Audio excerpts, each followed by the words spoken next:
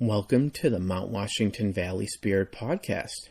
Today's episode is entitled Mother Nature's Effects on Your Paranormal Investigation, Part 4.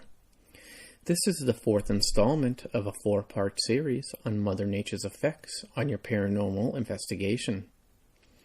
On the previous three podcast episodes, entitled Mother Nature's Effects on Your Paranormal Investigation, Part 1, 2, and 3, we discussed natural situations and phenomena due to meteorology, as well as from the cosmos and radio waves that can affect a paranormal investigation.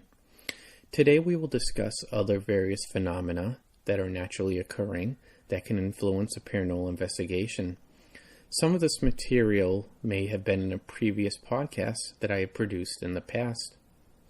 Alright, so other natural things that can affect a paranormal investigation. Gases.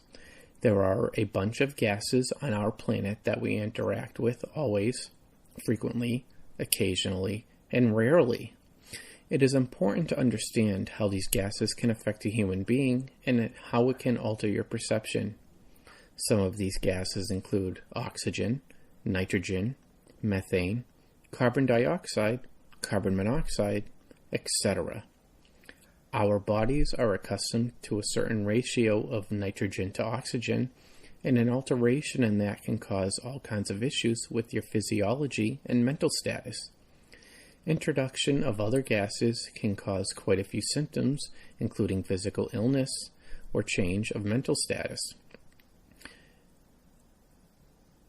These can hamper a scientific paranormal investigation. It is important to make sure that the location of your investigations have carbon monoxide detectors, and you should keep one with you to use on your preliminary walk through of the property to ensure that there aren't gases that can affect your paranormal investigation, health, or be causing perceived paranormal activity. Carbon monoxide is colorless and odorless as well as deadly poisonous, so carrying a detector to your investigations is vital. Methane has a horrible smell, so there won't be any question if it is present. As discussed on the previous podcast episode, barometric pressure is coupled with oxygen level, which can, especially for sensitive people, cause altered mental status in some situations. So it is important to keep a device with you that can monitor barometric pressure. Some people have weak senses of smell, and that could cause them to not recognize gases at their location. That could be making them perceive paranormal activity that isn't there. As I have stated many times before, our goal is to find the truth for our clients. Misinterpreting things as paranormal when they really are not paranormal because of a lack of understanding of various sciences related to topics, or simply because it is more enjoyable for you to see something paranormal. If you can remotely say something is paranormal, it doesn't do our client any favors. We are there to help them and not to use them to fuel our adrenaline. I won't say something is possibly paranormal until I have exhausted all of the science first. The stone tape theory. The stone tape theory date back to 1837 when a polymath, which is someone whose knowledge spans a great number of subjects, named Charles Babbage, who spent his life in London, England, speculated that spoken word left permanent impressions in the air, even if falling silent over a long period of time. He believed that this had to do with the transfer of motion between various particles. This falls back on the science that you can't destroy energy, and it can only be converted and transferred. In the 19th century, the Society for Psychical Research, which is a non-profit organization in London, England, that studies events and abilities related to psychic abilities in the paranormal, had two investigators named Edmund Gurney and Eleanor Sidgwick. Their views were that some materials and buildings were capable of storing records of past events, which could then later be played back by people with certain psychic abilities. During the same time period, there was the belief referred to as psychometry, a psychic-related ability that will allow someone with the ability to learn the history associated to the object by having physical contact with it.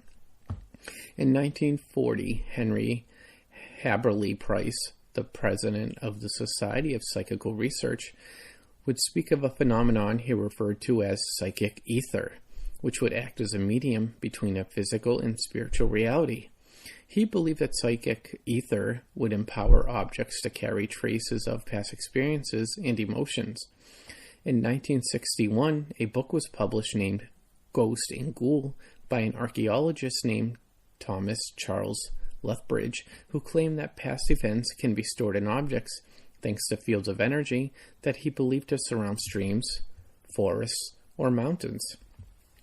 Believers of the stone tape theory claim that crystalline rock such as quartz, basalt, limestone, soapstone, marble, sandstone, and granite are predominantly the stones that can, due to their properties, absorb electromagnetic energy and re-radiate that energy over a long period of time.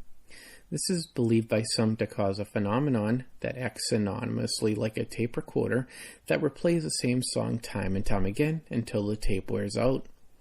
Since the molecules in a stone can remain in place for many millennia, and bedrock can remain in place for eons, some believe that the stone tape theory is feasible. Many paranormal investigators report that residual hauntings seem to be more prevalent when these stones are in the vicinity. What properties of the stone could theoretically make this possible? It is well known that rocks can absorb and re-radiate heat. Stones have been used to aid in home heating through the mechanism known as passive solar to keep bread warm, or used in the material in the building of an oven to cook foods for centuries. While the heat capacity of stones vary, as marble always feels cool and others such as brick can retain heat longer, there isn't any argument in their ability to absorb and re-radiate energy over a period of time.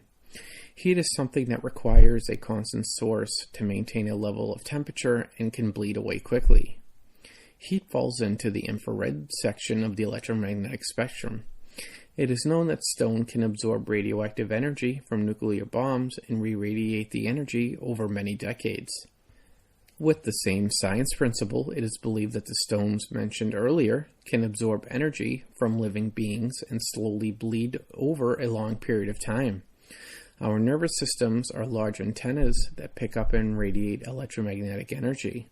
The mechanisms related to this theory include energy fields, inductive electromagnetism, which is voltage, resonant frequencies, quantum entanglement, and the molecular architecture of the stone. While there is no scientific certitude that this is realistically possible, it is believed that through empirical investigation, paranormal researchers have linked increased likelihood of paranormal activity around the associated crystalline stones. Some believe that bodies of water, such as rivers, ponds, and lakes, can have the same effect.